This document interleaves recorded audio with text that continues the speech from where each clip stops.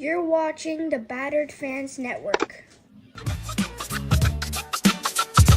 Since 96, MLS has been the youngest soccer league. From 10 teams to 30, playoffs and parity. Battered MLS bring local guests to cover games. Analysis firsthand, not Google like other lanes. Stats and recaps cover the West and East. Can't forget, we're on Sean Johnson, watch every week. DPs for the elite, Tam Gam get you the vets. Playoff trees as American as it gets. It's time to turn off the world, grab a drink and let's go. We're Battered MLS fans, so lock in on the show. We're Battered MLS fans, so lock in on the show. No question about it. I am ready to get hurt again. Welcome everybody to episode number 60 of the Battered MLS Fans Podcast. I am your host, Daniel Guerrero, and alongside me is usually Mr. KBD, but he is not feeling well right now, so I'm going to go at this not fully solo. I do have a guest joining me from Liga MX, but before I get into that, we are talking Leagues Cup today, and before I get into the specifics of the Leagues Cup, I did want to break down the format for some people watching that might not be exactly sure of how this 2025 Leagues Cup is going to work out, because it is different than prior years. So while I pull this up real quick, let me tell you that in 2025, we do have a new format for the Leagues Cup.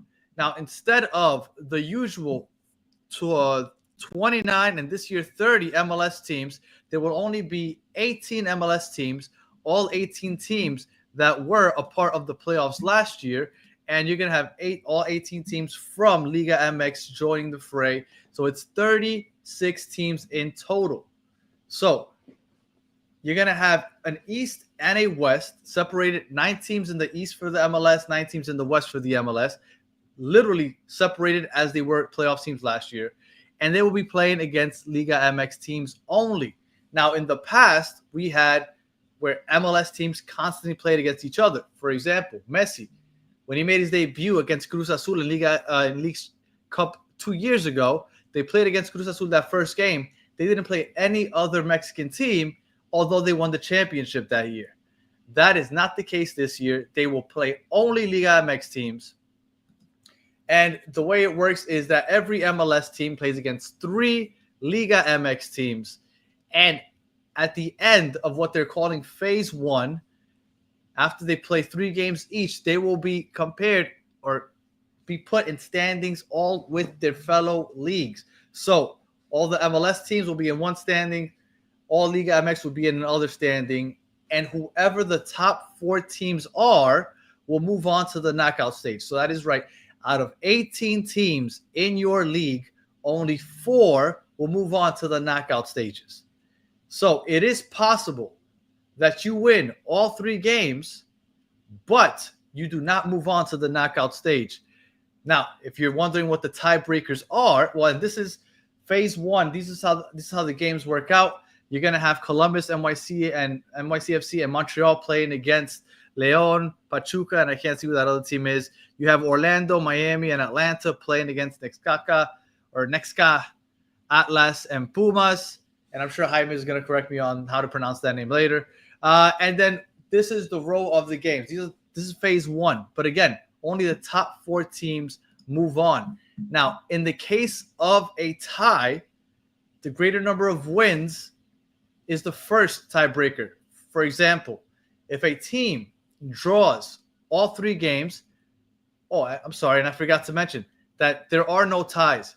After 90 minutes, if you have a draw, you go to PKs. If you win the PKs, you get 2 points for that game. If you lose the PKs, you only get 1.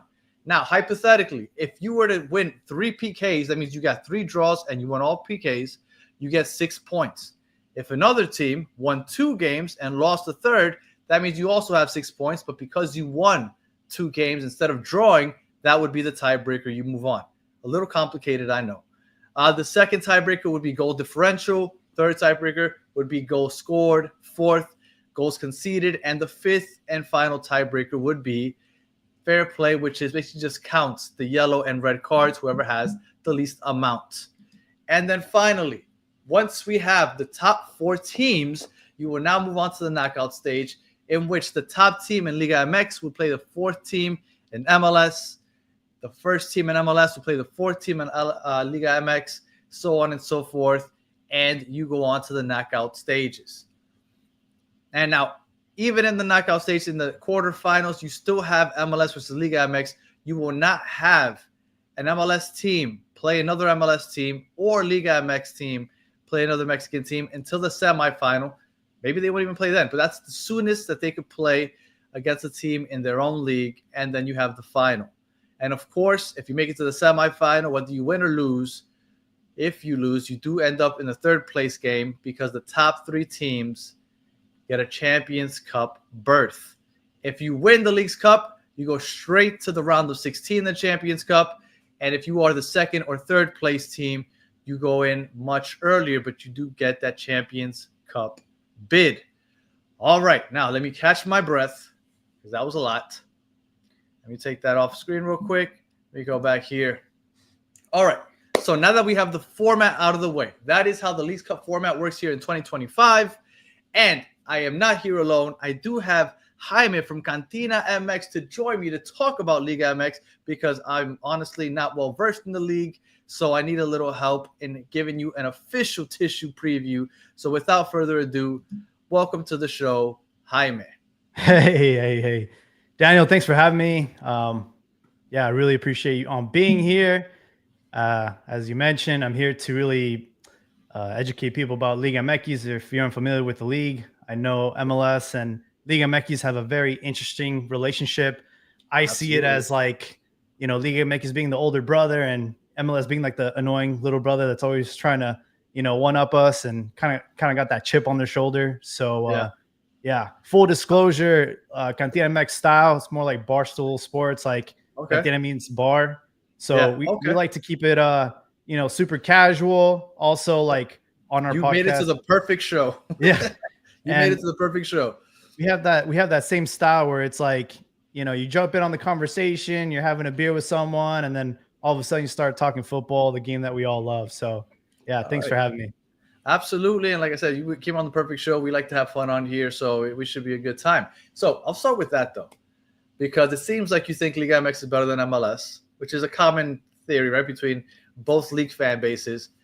The way I see it, I think that Liga MX's top teams are better than the MLS teams. But as a whole, I think our worst teams will mollywop your worst teams. So you think Liga MX as a whole is better than MLS? Yeah, I mean, I think that if you look at the history of this tournament, obviously MLS has the bragging rights. Well, we have the advantage, though. We're playing at home. We just had the MLS Liga MX All-Star game, right? You guys, obviously won that. But if you look at the actual prestigious tournament in our region, I mean, it's not even that prestigious. It's the CONCACAF Champions Cup, whatever. It's pretty one-sided. And absolutely. I think Seattle's like the only team in the last, 30 years that's won it from the MLS side.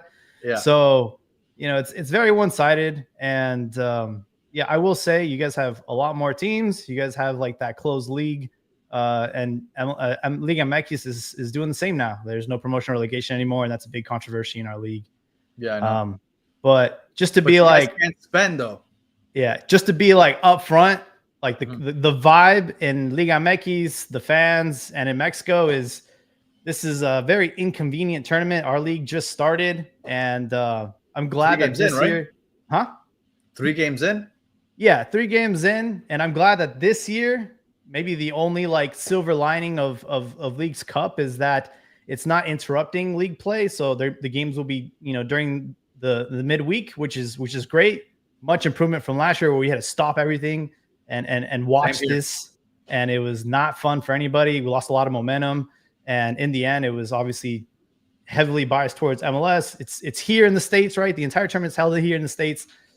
And there's a lot that needs to be fixed with League's Cup. And I feel like this year they did 1 step forward, 2 steps back with the format.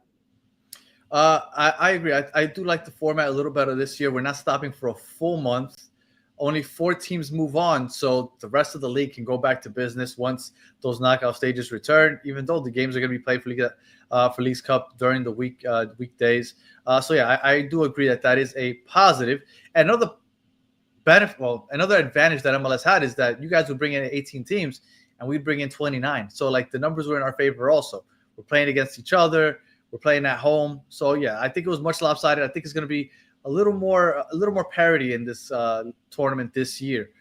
But now I come to you with this question: what do Mexican fans feel in general about Leagues Cup? Because I had a preview show last year, and I had a few Liga MX, not overall Liga MX podcasters, but team specific. Like I had somebody from Leon, and they would tell me that they hated it. They hated it, and they wish that the Liga MX was never involved. What do you think? And then what's the kind of the pulse of the people that you know and that watch the league?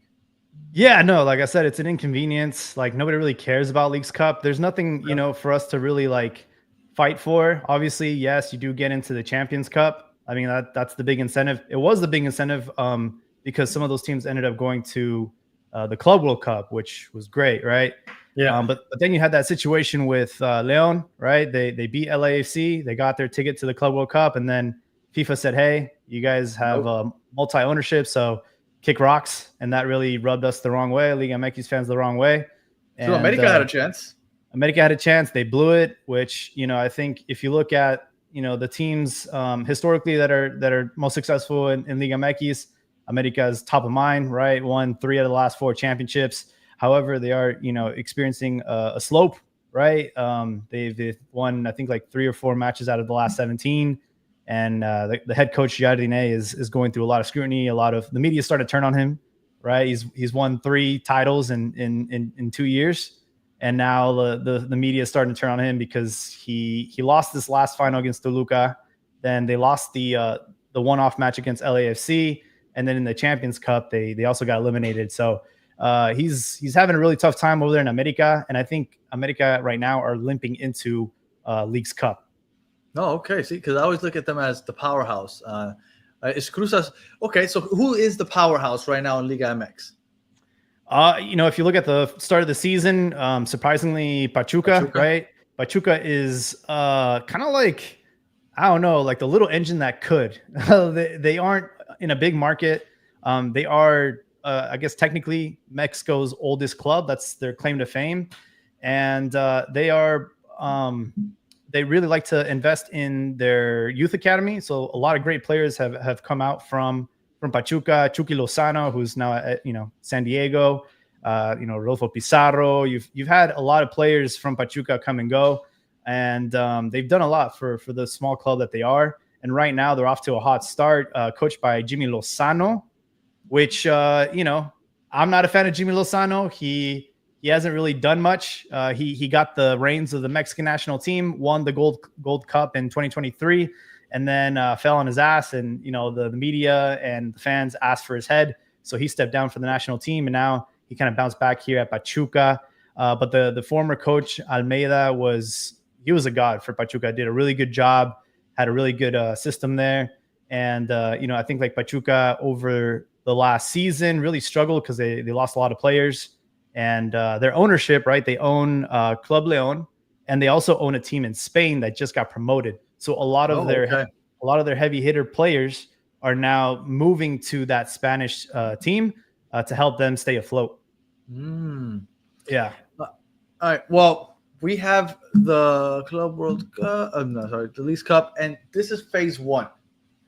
Now, phase 1, you have the heavy hitters for the MLS, which would be Cincinnati. Cincinnati's going to be playing against Monterrey. And, actually, before I even get into that, I have a feeling the way this format is laid out, if you lose one game, there's a good chance that you don't move on. Absolutely. Yeah. So I decided to look at the heavy hitters, like Cincinnati. They play against Monterrey. You have Cincinnati's also going to play against Chivas.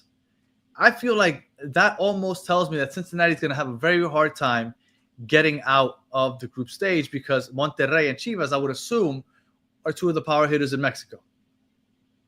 Yeah, I would say right now, Monterrey is what we call new money. Think of like Man City, those teams that just got a lot of investment, right? Yeah. And, Monterrey has 2 teams. They have Monterrey Rayados, and then there's Tigres, right? And they're both new money, have a lot of money. Tigres is owned by Cemex, the biggest supplier of cement in the world. So they have a lot of money, a lot of expendable money, right? their biggest player historically is Gignac, who at his peak went to Marseille. He was at Marseille, and then Tigres bought him in Isn't he like 50 years old now at this point? He's old, but Yeah. he came to Liga MX and tore it up, and became a legend. Really, like he's embraced the culture, and the fans love him. He's like one of us now. But now we're talking about Rayados, who invested a lot of money for this Club World Cup. The big signing was Sergio Ramos, right, from Real Madrid. He's come in and he's starting to embrace the culture. His wife uploaded a video of her drinking a michelada and eating aguachile, which is like, traditional dish over here. And they're just loving the culture.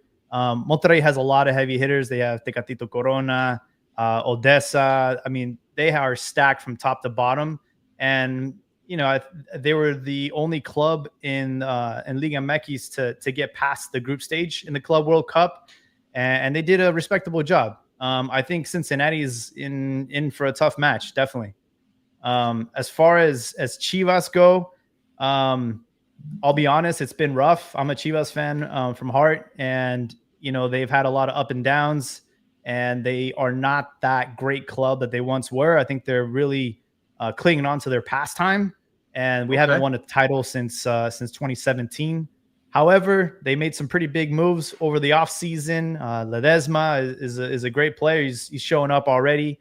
Efrain Alvarez, who at one point played for LA Galaxy. We've made some progress, and they had a really, really entertaining match over the weekend. Played Atletico San Luis. We're up 2-0, then went down 3-2, and then came back and won the game 4-3 in dramatic fashion. They had Melito, who is coach. He used to play in Inter Milan.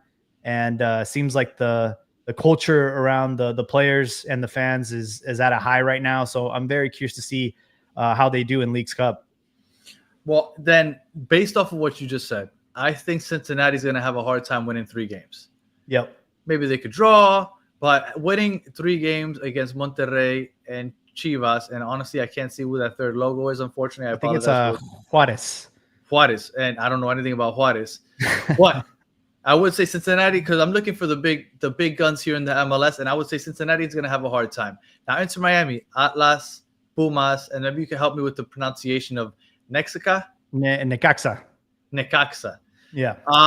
I think Pumas is down right now, and Atlas and Necaxa don't strike fear in me. So I would assume Miami has an opportunity to win all 3 games. What do you say about that? Yeah, fun fact about Inter Miami. I got to cover their inaugural match in LA. Okay. And so that was a pretty special moment. At the time, I think Rodolfo Pizarro was one of their DPs. He was the DP, yeah. And I saw Bex in the suite, and he was looking nervous, but that was a special moment. So that's my connection to Inter Miami. That's the only connection I have with them. As far as their opponents, it's a pretty accessible group, right? Atlas are a team out of Jalisco. Think of Jalisco as the California of Mexico. Like we got the beach, we got the tequila, like whatever you want, we got it over there. It's a great state, and there's some great clubs. Atlas is like the little club of Guadalajara. Chivas is the big bro, the more successful side. Okay. And Atlas, as of right now, are up for sale. They are owned by the same owner as Santos Laguna, Grupo Orlegui. And they decided to put them up for sale. And right now, they kind of got a chip on their shoulder because of that. And they've started the season so-so, but Atlas are really, they're no threat to Inter Miami, and you guys should have a pretty easy time with them. Pumas is the only one that I think there's to fear there. And my understanding is that they've gotten off to a rough start to start the season. Yeah, Pumas is tough. They are struggling. They started the season with debuting a 17-year-old in the back as goalkeeper, and had a lot of ugly mistakes as they were trying to secure the deal for Keylor Navas. So now that Keylor Navas is the goalkeeper and the starting goalkeeper for Pumas, it's like a shot of adrenaline. They showed a clip of him giving a little pep talk in the locker room. And he's like, hey, I came here to do great things. Like Pumas is a big club, and I'm here to have a good time and also like win games and win championships. That's all I care about. And, sometimes you need that veteran in the locker room. And I think that Pumas is not going to be an easy matchup for you guys, to be honest. No, definitely not. I would love to see Messi's goal tally score against Keylor Navas, because I'm sure he scored quite a few goals when he was Yes, in La Liga. for sure, for sure. Well, I think that's one of the more exciting parts of the League's Cup this year is that you could win all 3 games and still be eliminated. So you can't just get a 1-0 lead and then sit back. You got to try to put them in. And if you were to say who is, and I know it's really early in the season, so it's probably hard to say, but if you were to say one of these teams is probably going to give up a lot of goals this year, who would you say? Because those teams have that advantage, whoever plays against those teams. You're going to be looking at the bottom feeders, right? So Yeah. I think right now in Liga MX, the ugly child, or like the one that really needs to, if relegation promotion was still around, like this would be a second division team. That's Club Querétaro Gallos. They've been atrocious for a very long time, and they were part of that unfortunate event in their stadium against Atlas. They had a breakout, like a fan duel. It was like Royal Rumble. It was like the game stopped and there's just so much violence in the stadium, and they had to like stop the game. And ever since then, I think Querétaro has just been a team that really like nobody really cares about, and just everyone wishes that they would be replaced by a team from the second division. Juarez, I'm sorry for the people native to Chihuahua, but Juarez is not a team that strikes fear into anyone. Just another one of those bottom feeder clubs. And then I think I would say Puebla. I know Puebla, they're kind of like every now and then they'll be the dark horse, but Puebla is I think like the lowest ranked Liga MX team going into League's Cup. So definitely a team that if you're going to face them, you're going to see a lot of goals. All right. So I guess in that aspect, I was looking at Columbus, which is another heavy hitter. They're playing against Puebla, so they could put up some goals. But they're playing also against León, and I believe is that who is that? Is that Toluca? They're playing against Toluca. Now, Toluca, I would assume, is one of the heavy hitters in Liga MX. Yeah. No pun intended, but they're red hot right now. They are the Diablos Rojos, the Red Devils, so very similar to like Manchester United, right? Okay. Yeah, they come pretty hot. They beat America in the league final, and that was a big deal. And then we have like a supporter shield type of tournament. It's like not tournament, but it's like the champion of the Apertura plays the champion. Apertura 1, yes, Apertura 2. So they played America again not too long ago and beat them again. So they're coming in hot, and they have a really exciting coach, Tuco Mohamed, who we're going to have to start having a discussion about as far as top Liga MX coaches of all time. This dude does not miss. He's like the new King Midas. Every team that he coaches in Liga MX, he walks out with the championship, which is a pretty big deal. So Toluca are coming in red hot, and I would say that they're probably one of the contenders. I expect them to be one of the top 4 teams in Liga MX that make it to the next rounds. Okay.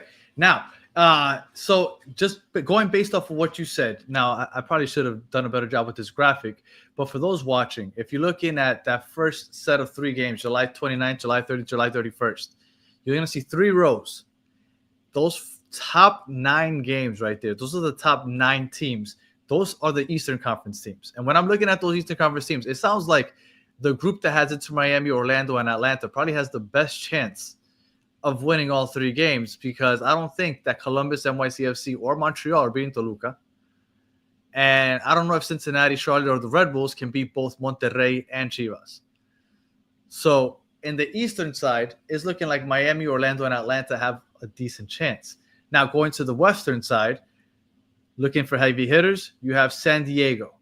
Now San Diego's in the same group as Tigres. So I would assume that San Diego is going to have a hard time beating Tigres. Is Tigres the Tigres that I imagine? Yeah, Tigres is the real deal. They just signed World Cup winner Angel Correa, right? So okay. Big signing from Atletico Madrid. They still have Gignac. They have like their bench is better than most people's starting 11. They still have Antuna. They have Ozel Herrera. What's crazy about Tigres is in the middle of their season, they sacked their coach and promoted their captain to coach. It was like the Was he a craziest. player coach? Yeah, Pizarro, right? He officially retired. And he retired. Oh, he took over the team as soon as like they kicked out Baunovic, and they literally like, all right, I'm the captain now type of vibes. But he wasn't because I thought it was player coach, which would be pretty crazy. Yeah, no, he retired. I wish he would have stayed as player coach, but he pulled himself out and retired as soon as they did that. So yeah, I mean, Tigres is they're stacked. You know, they still have Diego Lainez, they have Marcelo Flores, Sebastian Cordova, who is up for sale right now, and then you know you have hate him or love him, Nahuel Guzman. He's their goalkeeper. He's a clown. Like, this dude always likes to get in people's heads. You know, this is the type of dude that on a PK turned him. He turned his back towards back to him. Yeah. I mean, this dude, he's a clown, but he's one of those type of people. He's like the Draymond Green, right? Be like, you hate that dude, but if he was on your team, you're like fuck yeah, that's my guy, you know? Yeah, it's like Dibu, from Argentina. Exactly. Yeah. All right, now so San Diego, best team in the West. Some people are saying, although their expansion team, probably one of the best teams in the league, but they got Tigres and Pachuca in their group. So San Diego's probably not making it out to top 4 teams. Am I right or am I wrong? That's a sexy group. I ain't gonna lie. I have not kept up with the expansion team, San Diego. They're number 1 in the West. I've been to their stadium. Great vibes there, and I think that them having Chucky Lozano adds that extra rivalry, and and he's playing his former club, Pachuca, right? So was that his former club? Yeah, he came out of the school of Pachuca. He walked out a champion there and then went straight to PSV, right? So he is one of Pachuca's proudest players and most successful players of all time. And yeah, it's going to be great for him to play his former club. But yeah, it's a tough group. I think no one gets out of that group unscathed. I think there will be some defeats in that group, but I think whoever gets out of that group, I mean, maybe we'll get. That's the thing I don't like about this new format, right? You're only taking the top 4 from each league, and it's small. You're doing a disservice. Yeah, you're doing a disservice to a lot of teams that might have a bad time in the group stage, but are still heavy hitters. So it's going to be interesting. Loss. Just one loss kind of throws it off, I think. So it's going to be interesting. It's just the first time. I'm expecting a few teams to win all 3 games, but maybe I'm wrong. And there's just going to be a bunch of tiebreakers all throughout, which would make the 3rd game very interesting. But like I said, people got to score, which is, I think, going to be one of the more exciting parts. So in that group, that first West Coast group with Tigres, Pachuca, and Mazatlan, yeah. Mazatlan. And then you have Houston, which isn't that great. LAFC, which has had a hard time. And then San Diego, the best team in the West. So that should be a very, very interesting group. All right. And then we have Club America. I mean, in the MLS wise, I guess Minnesota, I would have considered the heavy hitter there in that group. But you have Club America, which you said are kind of on a little bit of a downspin. Yeah. But I don't know. I guess Minnesota out of the MLS teams would be the best team right there outside. But I don't really believe too much in Portland or Real Salt Lake. Querétaro is there, which you said teams are probably gonna doormat. Yeah. And then San Luis. I don't know who San Luis is. Could you say about San Luis? Yeah, Atletico San Luis. So they are owned by Atletico Madrid. Oh, okay. Or at least they have some percentage of that club. And, they've been a mid-table team. They have their good moments, their bad moments, but, they're still a thorn on team side. We just faced them over the weekend and we were comfortably winning 2-0, and they turned the game on its head, scored 3 goals. That's what you were telling us about, yeah. So San Luis can turn up, and I think, they're not going to be a pushover like in years past. So definitely keep an eye on them. I think this tournament is going to be for those sleeper clubs, those dark horses. I would say Atletico San Luis and Necaxa are probably going to be the dark horses in this tournament. Oh, okay. For Liga MX. Oh, I like to hear that. I have a feeling that somebody like Orlando or Atlanta would just be one of those random teams that nobody really talked about. Atlanta specifically, because everybody's so down on Atlanta. but I think they got 2-3 decent matchups. Club America, Minnesota. If Minnesota can beat America, I guess they have a chance to get out there also. But moving on to the last little group right there with Colorado, Galaxy, and Seattle, they have Cruz Azul, which I would assume is a tough time for any of those teams. Now, LA Galaxy there's hope that Ricky Puig might be back for this tournament. Now, I don't know how believable that is, and even if he does come back, he's not going to be 100% right off the bat. But you have Club Tijuana and you have Santa Laguna. Which one of those three teams, Cruz Azul, well, I would assume Cruz Azul, but would you say is the best team? Cruz Azul, obviously. What about Tijuana and Santos Laguna?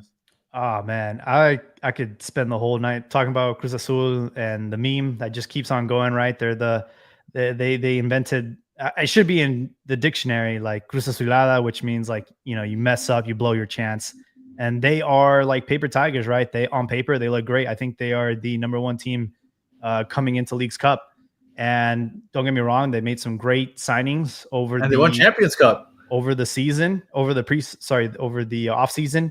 And they have a great coach, Larcamon, who he's such a great motivator. He took a shit team like Puebla and made them fight and got them into Liguilla and had some upsets there. And then he's been at a couple clubs. Now he's at Cruz Azul. And look, if you're a Cruz Azul fan, you're kind of like expecting to get to the next rounds and have a deep run. And I think that's the expectations. Cruz Azul is considered like one of the big four in Liga MX, right? You have America, Chivas, Cruz Azul, and Pumas historically. And Cruz Azul are, they should be a contender in this league, in this tournament.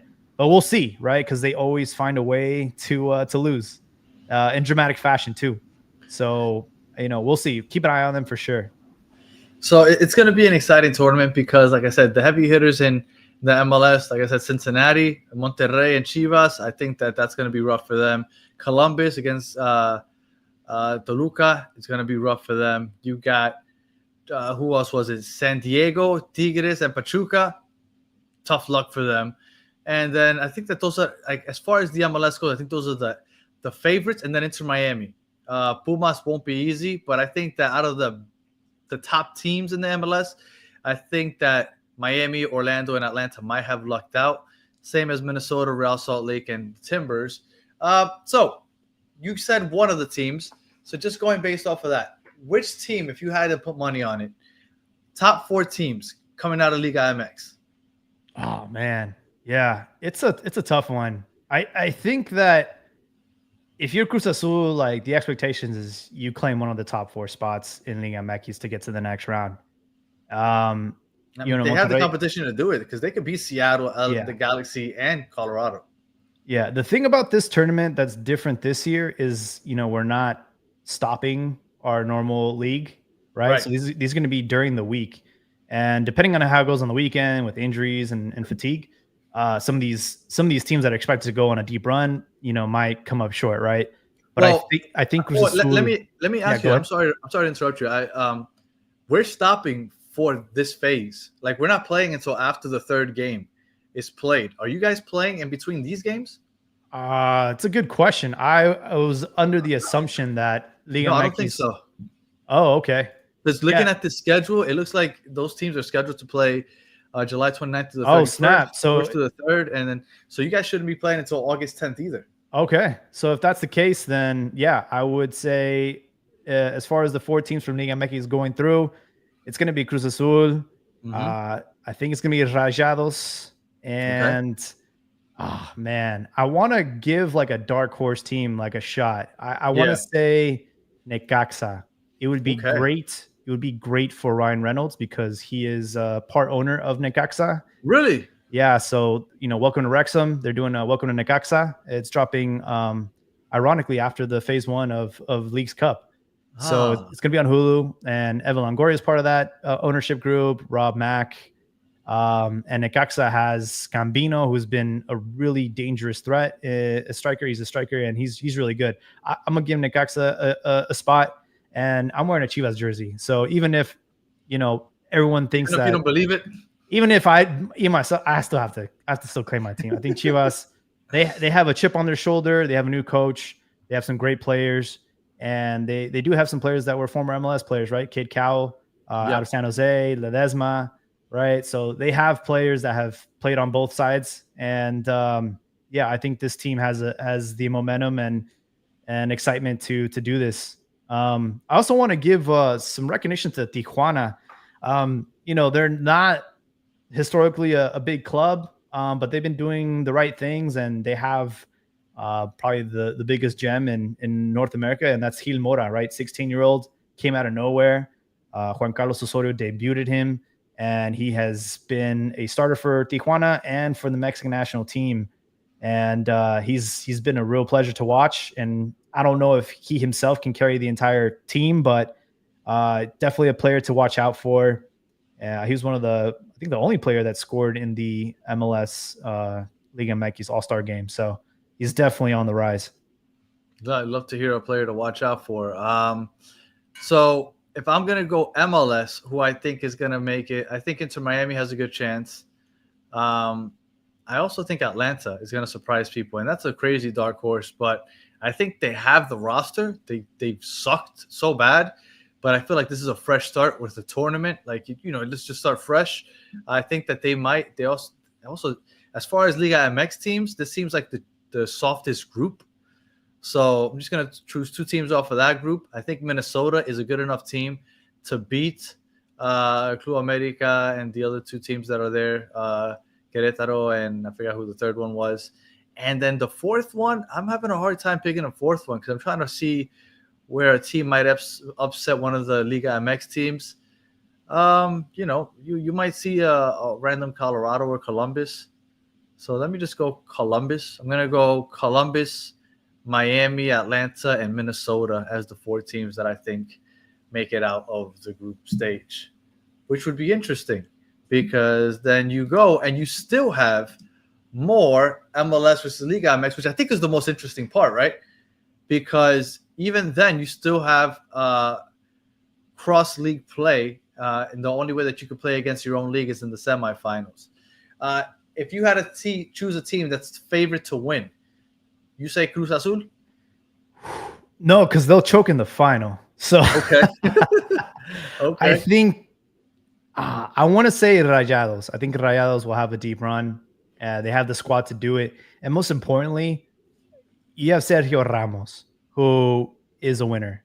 And I think you cannot underestimate having that championship mentality, having a coach, not a coach, but a captain that can invigorate the team and inspire them and push forward. And then he's also just a nightmare with corner kicks, and he just, his number for Monterrey is 93, right? Because he scored in the 93rd minute. Minuto 93, yeah, for that Yeah, so for sure. I think Rayados will, I think they'll go all the way, or at least get, very deep for sure.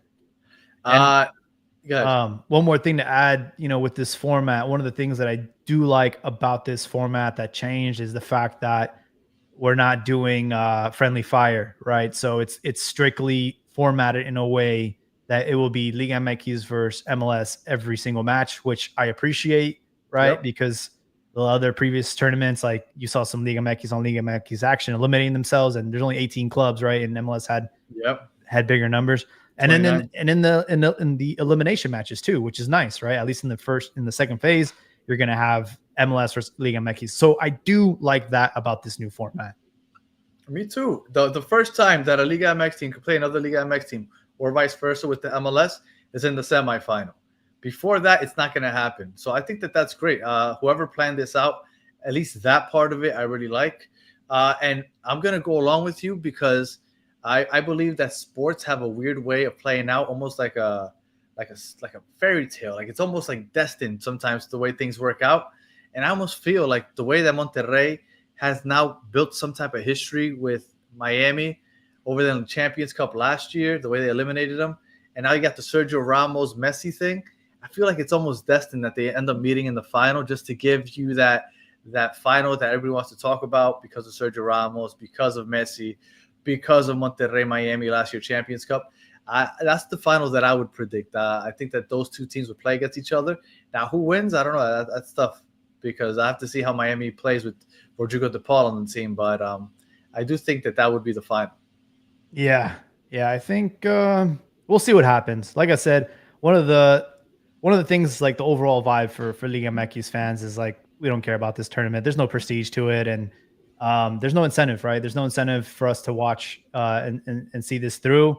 And another thing that's a little bit unfortunate is most of the matches will be on Apple TV, right? So you need to have the Apple TV subscription and then have the MLS season pass to watch most of these games. I think some games will be on like, regular networks. So it's like, damn, bro, you guys are really shooting yourself in the foot with, viewership, right? If they should have took a page from DAZN, right? Club World Cup, the entire tournament was free to watch. Absolutely. Without even having to log in.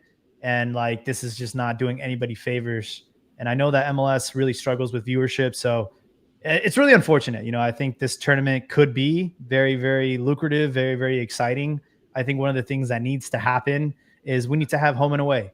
Like let's put some MLS teams in uncomfortable situations. Let's put them in. Let's put them in the Ciudad de Mexico. Let's put them in, can you win on a rainy night in, Zapopan, right? It's like, there's like environments in Liga MX that you're not going to get in MLS. Like you're just not. Now, I've spoken to some people and they've told me that Liga MX, like the actual league, wants this tournament in the United States. Obviously because it makes more money and because there's so many Liga MX fans in the United States. Now, you are in the States. You don't appreciate the fact that this tournament, you get to see your team play for something that matters, like locally? Yeah, so I have the privilege to like actually cover the matches on the pitch. I'm a photographer for Cantina MX. Last year, I got to cover I think the highest attendance match for Leagues Cup, which was Chivas versus San Jose at Levi Stadium. So I think for the casuals, the people that have family here, first generation Mexican Americans, or people that just work out here.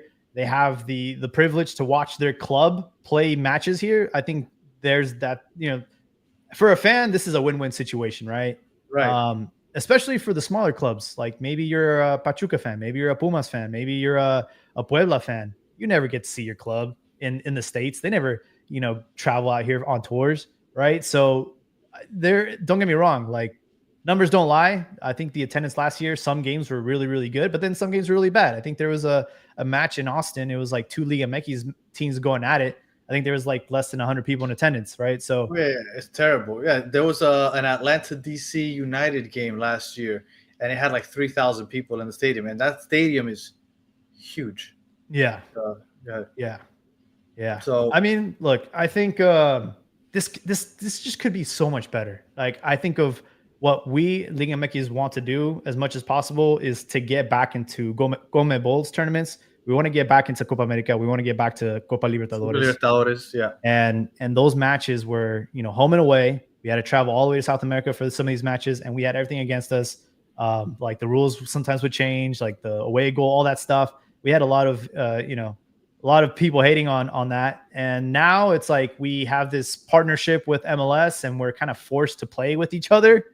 It's like the terrible toddler twos when you have to share things. Like I don't want to share them on my own, And I think, because of the World Cup being hosted in Canada, US, Mexico, we're trying to show FIFA and show the rest of the world that we're all trying to, work together. We could be nice. I think this tournament, like I said, could eventually become super prestigious to the point where we are no longer wanting to get into Libertadores, but the South American teams want to participate in our tournament. And I think that eventually that could be something to work towards. And, the competition has to get better, and we can't just host it in the States. We can't keep it in this bubble. You guys need to go to those matches in Mexico and feel the passion and feel, the passion. Like it's a different vibe out there. I think, I've been to a couple of like MLS stadiums, and I have to give my flowers to like LAFC. I think they have like the best vibes, at least in California. Like they have an authentic, fan base, and they show up even on the road. Like they have like 3 buses that show up to people's like houses and take over. And I don't see too much of that passion in the rest of the league. I think Seattle's another one of those clubs that has like passionate fans. Atlanta is pretty good also when they fill the stadium. Charlotte, I don't know if you've ever seen a highlights of a Charlotte game before the game starts or even during the game. Charlotte does a really good job also. The thing is, this league is young, and we really don't have anybody that was born into it, right? Like I'm assuming you were born into being a Chivas fan. Oh yeah, absolutely. So right, so like for example, I live in Miami. If you were born into being an Inter Miami fan, you're 5 years old or less, you know.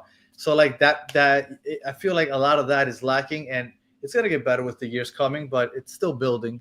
But yeah, I agree. The atmosphere you see in Mexico and South America, especially, like you don't see that here.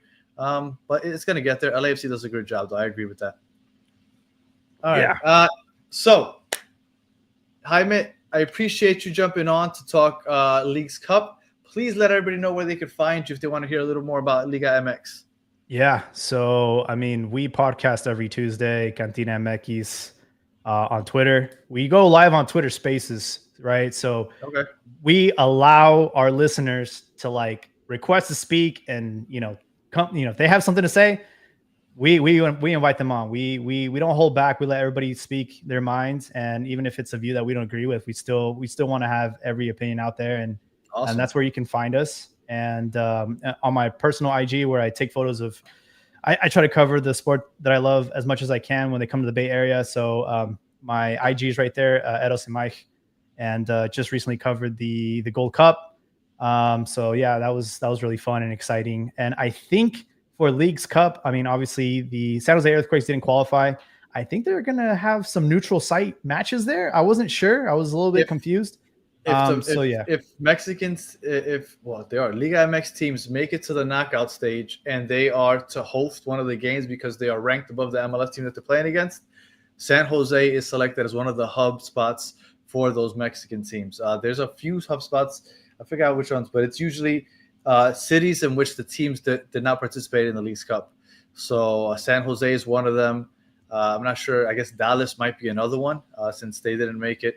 I'm assuming for Mexican teams. So yeah, so I don't know what all the hubs are that are available, but I know that's the way it works. So San Jose would definitely be one if one of the Mexican teams ends up hosting one of the games. Oh, okay, that's good to know. Yeah, I like that. So yeah, we'll see. But yeah, hey, Daniel, thank you for having me. Thanks for the invite. We definitely happy to run this back any time. And unfortunately, I didn't get to read the chat, but I'm sure there was a lot of shit talking there. So I love that. It's like part. You know what? And shout out to the people that you brought. Because I saw some people say that they were here for you because they thought you're hot. And I saw some weird thing about chorizos. And I was having a hard time keep up with it also. My co-host, Chris, is usually the one that mans the chat. So I apologize for everybody in the chat if I didn't put up your messages or your comments as much because I get distracted when I'm talking and reading the comments at the same time. But you were great. Appreciate it. I'm looking forward to this League Cup tournament just because I like the fact that you have to score. So you're not going to see a lot of teams defending for their lives, holding on to a 1-0 lead because the goal differential is going to be big. And, we'll see how this goes. I feel like every year they're making changes, but little by little they're making it better. I'm waiting for the day that they let Mexican teams host some games, though, because I think that's where it needs to go. All right. If you are listening on audio, appreciate you listening all the way to the end. Please leave us 5 stars, comment, review, all that good stuff. If you're watching on YouTube, thank you for watching all the way to the end. Please subscribe, share, tell your friends. And for those of you in the chat, for those of you that came in for Jaime, or for those of you that are here to talk a little MLS, we appreciate you hanging out with us for the last 49 minutes. And we will be back tomorrow. No, not tomorrow. We'll be back. I'm blanking. I do too many shows. I'm confused. Don't worry. We'll be back this week to talk a little more MLS. So until the next one, have a good one.